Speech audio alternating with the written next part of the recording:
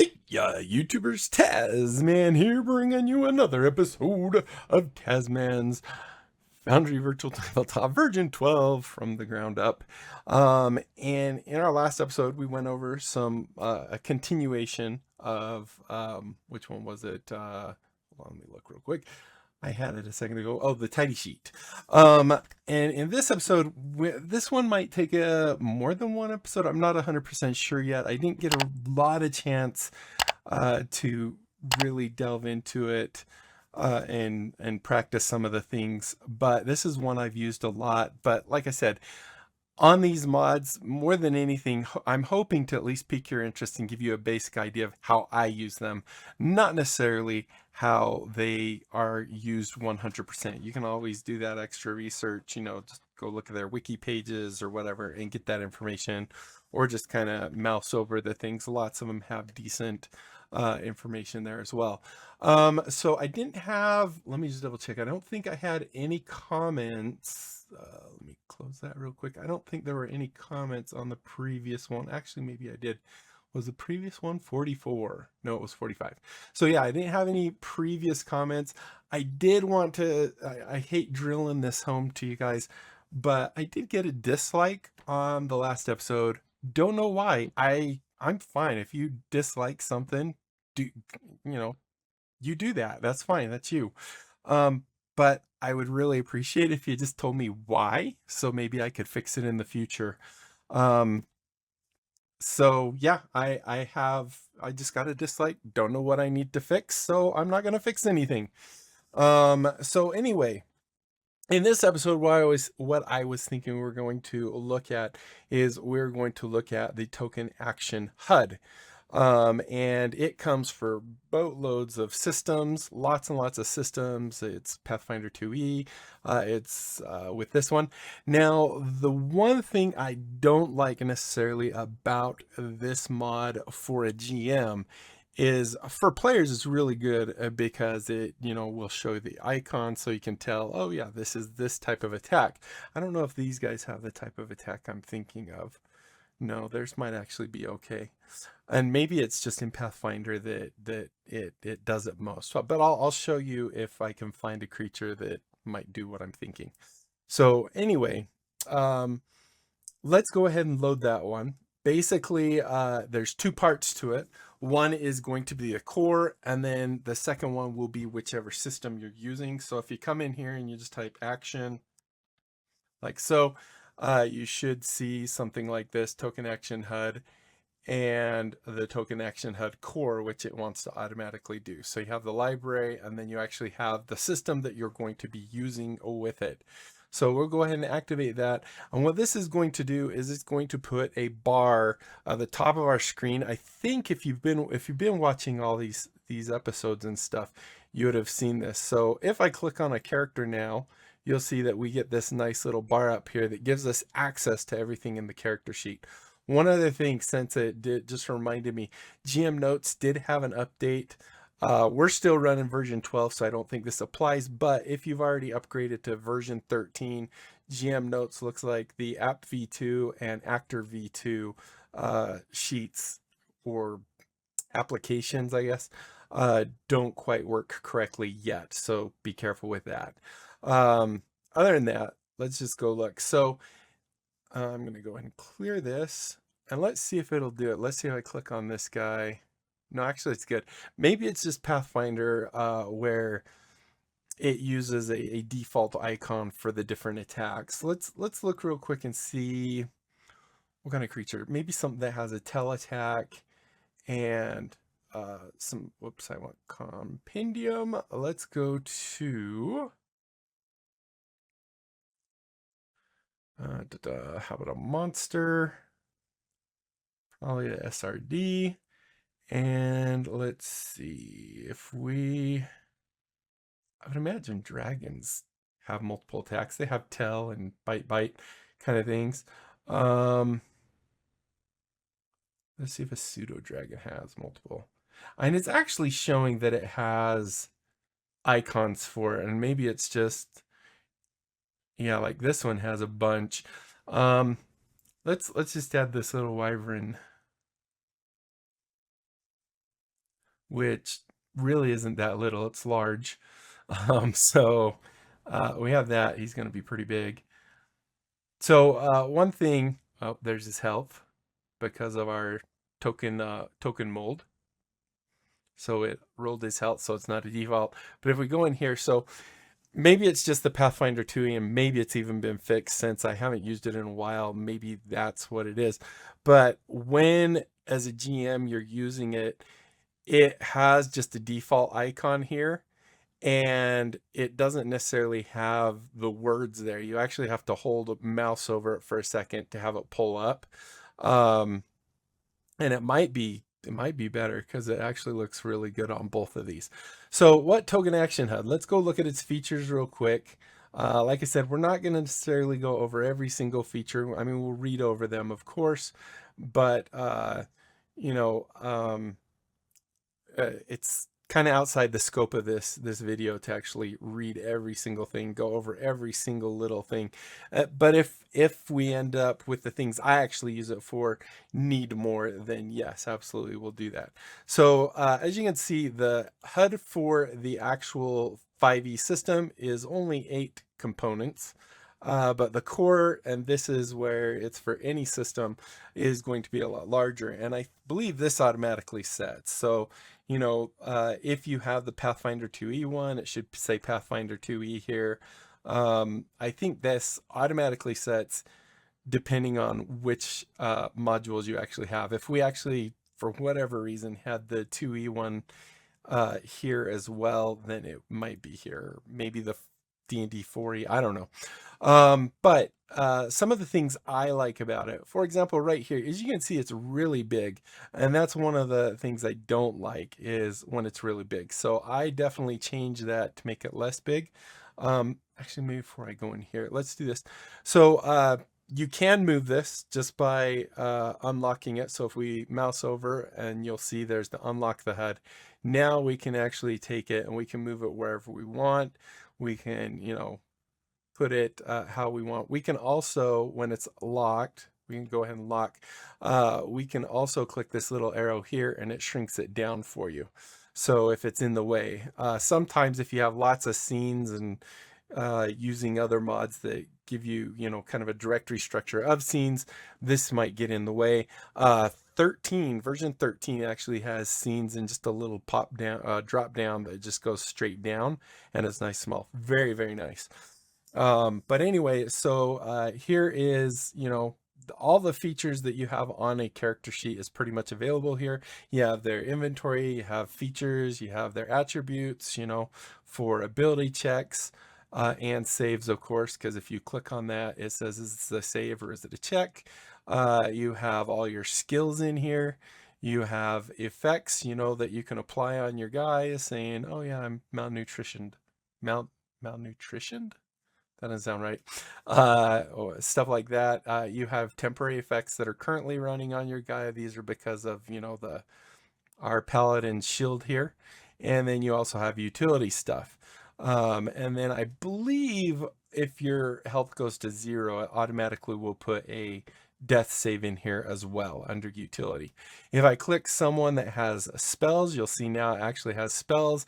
It shows you that they have pack spells. They have 1 of 1. This is a druid. I can't remember. No, this isn't a druid. This is, what is Merrick? Merrick, what is you? Lightfoot. Barbarian. Yeah, he's not gonna have spells. So anyway, it configures itself for the types of things. You know, here we have rage, we can see 2 of 2, all that fun stuff. So let's go ahead and look at some of the settings we can actually do for it. Let's start with this. So obviously we have under our style here, we can, you know, set button height and all this stuff. I usually don't do it here, but they might have actually changed it since I've last done it, because let's set this maybe to 24 and see if that does it. Save. And save. That kind of looks the same to me, unless it's talking about these buttons. I think also if you unlock it, you can actually come here and edit it and say what you want actually showing up. You can actually have it show up as a grid kind of thing. stuff like that. And then you can also change the order by dragging. I think, is it where you type in here? What else would this have? I don't remember. I don't think I yeah, I don't think that there's anything other than that. So that's your default one there. But if we go back in here and look at, say, our layout, this is the more the stuff that I actually, no, layout's not what I use. Sorry. This is if you want to save your layout. You can actually come in here. You can go ahead and export your layout, and then you can point to the layout or, reset it and stuff like that. Let's see. Enable the HUD, obvious. Pretty obvious there. The roll handler we already talked about. I always like dark on everything. This might actually do what I was thinking, where if we say compact, it will actually make them nice and small. And that's how I actually like it, is a nice smaller size and stuff. Oh, that really compacted the spells too.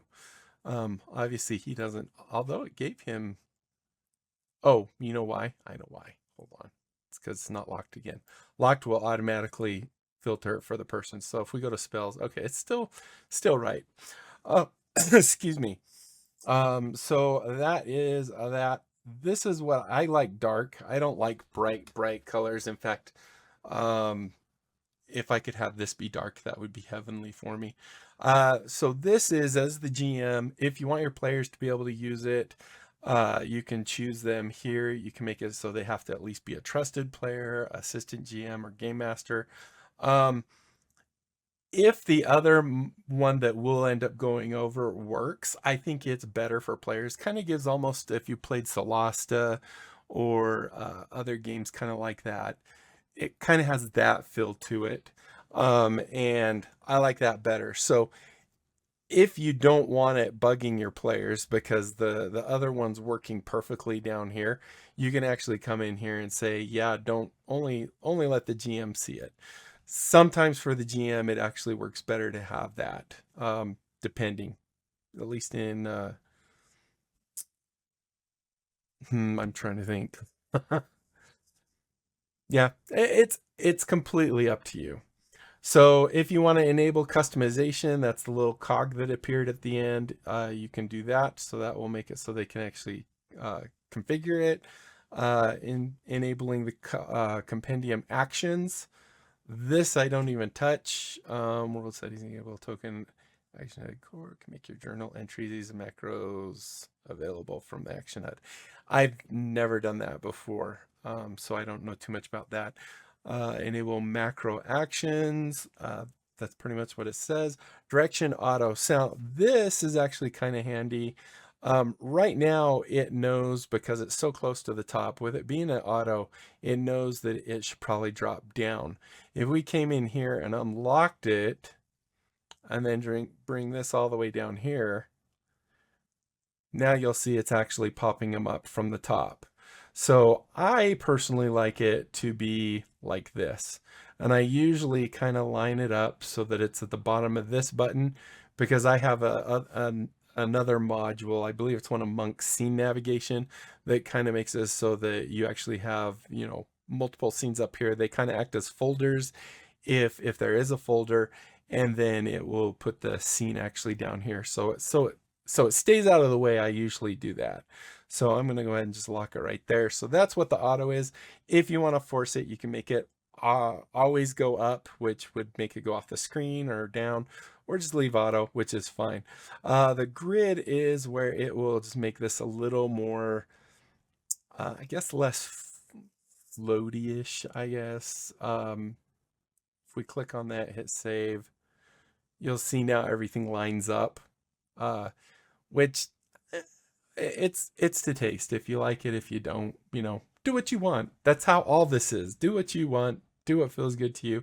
I personally like it, I guess, more chaotic, I guess you'd have to say. Just because some things it doesn't have to go to the bottom of the page.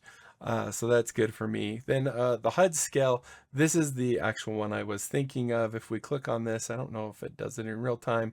We'll actually kind of do the same thing where we click compact.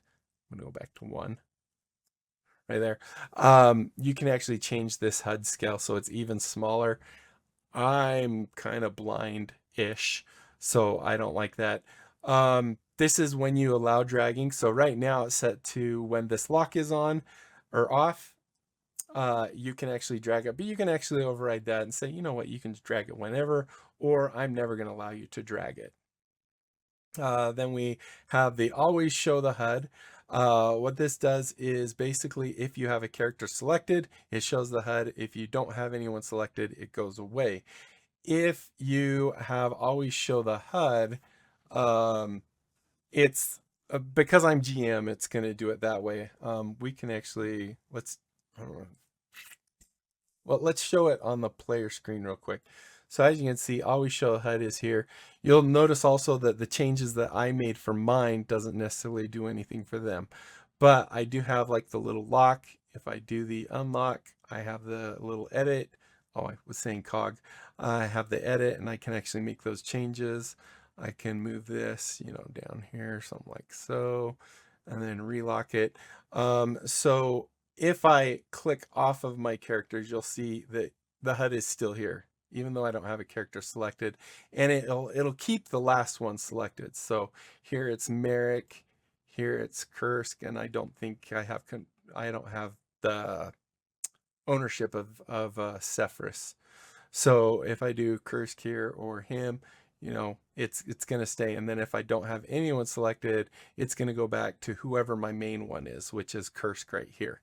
So that's kind of how that works. Let's see.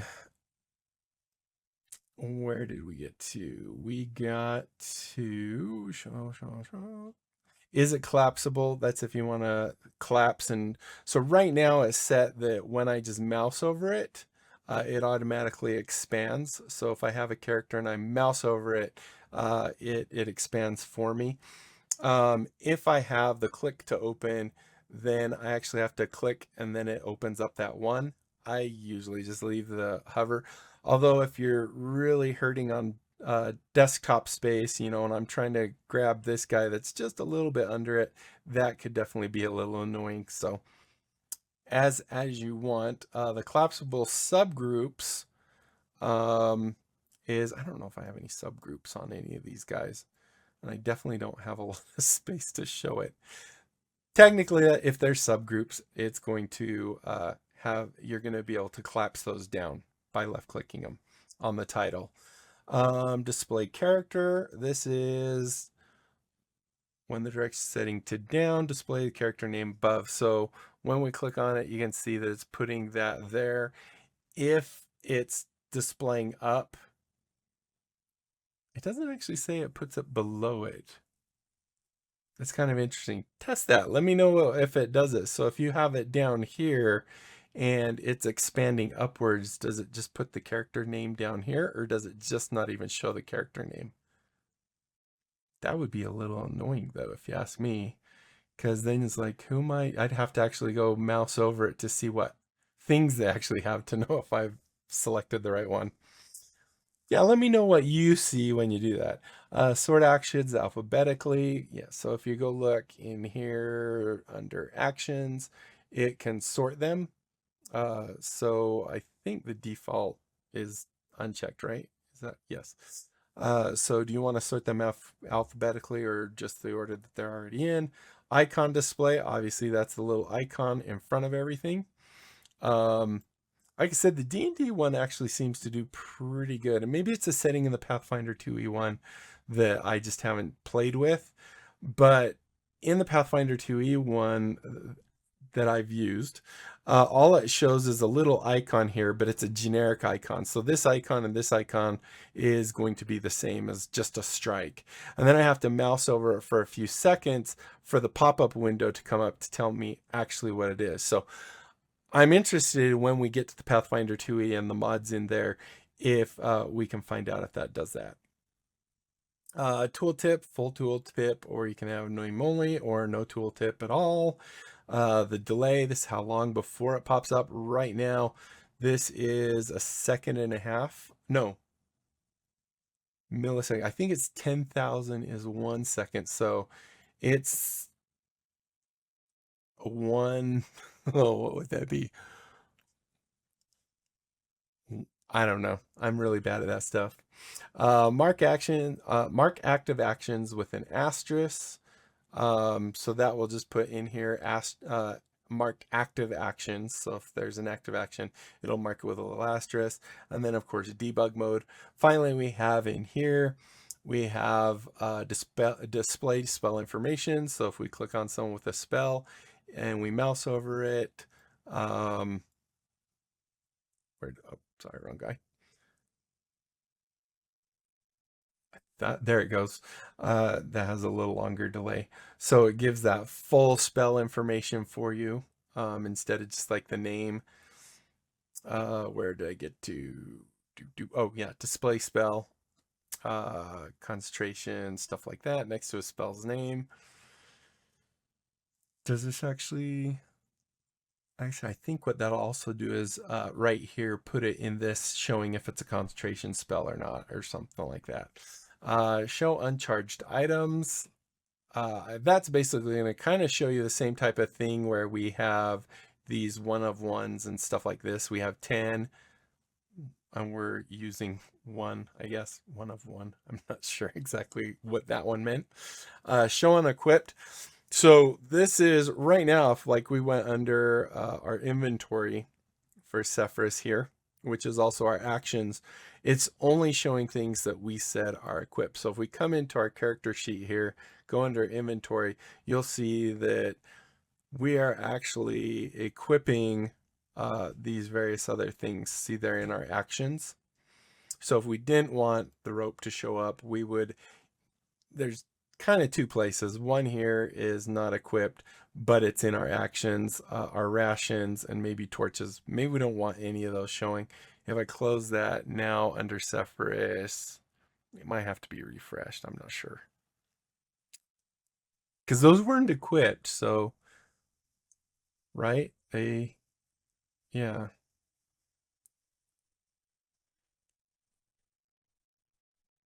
Not equipped. Now they're equipped. I might have to look more into that because that seems to not be functioning as it says it should. Because this will basically show everything. So when you go over this, you'll actually have all of their inventory. It might also just be because these are consumable things that can actually go away. Show unequipped for NPCs, which is saying yes, go ahead and show anything for NPCs. Obviously these guys don't have any kind of inventory, but I wonder, I'm going to close that real quick. I think, don't we have, yeah, like if we gave, where's the wounded one? He'd be the easiest one to remember. So if we gave this guy, for example, a healing potion, did it work? Did it give it to him? It didn't. I must be thinking the Pathfinder 2e that does that. Oh, whoops, items. Give that to him. So now he has a consumable. Now you'll see it's actually showing it, even though, of course, it's not equipped. That's actually working properly. So there is that. Let's go back here and finish up. We're pretty much out of time, so I just wanted to hurry and do this. Show unprepared spells.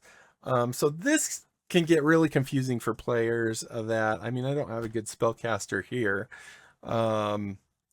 If we go grab, for example, let's go grab our cleric. Cleric right here, Acra. Oops. Acra, the Dragonborn cleric. Move them nice and close so they can get the aura there. So if we go under Acra, for example, and we do, which one were we showing? Show unprepared. So it could show all spells that Acra knows. I can't really move this over better. So that could definitely get confusing for players because then they're actually thinking they can cast a lot more spells than they can actually do. So we go unprepared here, click that. Now if we go under it, you'll see that a lot of players will look at this and be like, oh, I can just go cast whatever because it's in this list. But it's not a prepared spell. So you can see here it is showing some always prepared or required concentration. Let's see, does this tell? I'm trying to remember what the actual symbol is that says it's prepared. So that one, I actually do highly recommend. Probably don't want to leave that there. It's best for them to go in their character sheet to actually go and prepare spells. And then finally, show items without activation costs. So these are your other items that you might have that don't have any kind of activation cost, right? You can show those as well, which I'm not 100% sure what that means, but what I would think it means is some of these other types of items like a bedroll, the mess kit, smithing tools. They don't actually have any kind of cost to actually use. They don't have a consumed number or anything like that. They're just items. So those are those type of things as far as I understand. So in a nutshell, we're at 25 minutes, so not too bad. That is token action HUD in an extreme nutshell. I know we kind of cruise through it fast. The main things I use it for, and I usually don't touch anything right after I've installed it, other than maybe change the size. So it's a smaller buttons. I don't like the giant stuff. Maybe it's location. That's pretty much all I ever do. After that, it does everything. If I want to, target Sephiroth here, I can click on him, go here and say, I'm going to do a bite. It'll automatically pop up the thing. Now, I don't remember if I've mentioned this before, and I can't remember exactly what it is, but if I hold shift, I think it does a regular one without popping up the box. Yeah, so as you can see here, it's going to do a roll automatically for it. I didn't actually have to do anything. If I do a control, I think it's control and alt, and I do that, it's going to roll with advantage and disadvantage. Let me just double check it didn't do advantage, disadvantage. Yeah, so shift, if I hold shift, it'll automatically just roll. If I hold control, I think it will automatically roll with, I think, advantage, or is it keep low? So disadvantage is control. If I hold, I think it's alt and do it, now it rolls again, but this time it's advantage. So A, advantage, control C, I don't know. Alt is easy. Alt advantage, A, alt advantage, control, not. Disadvantage, because C is right next to D. I don't know. You can figure that out yourself. So I think that should pretty much in a nutshell cover token action HUD. So thank you guys so much for watching. Hopefully you enjoyed. If you did, be sure to leave a thumbs up down below. Aside from that, comment, like, subscribe, click that little notification bell. Join my Discord channel. Tell other people about my YouTube channel. Spread the word.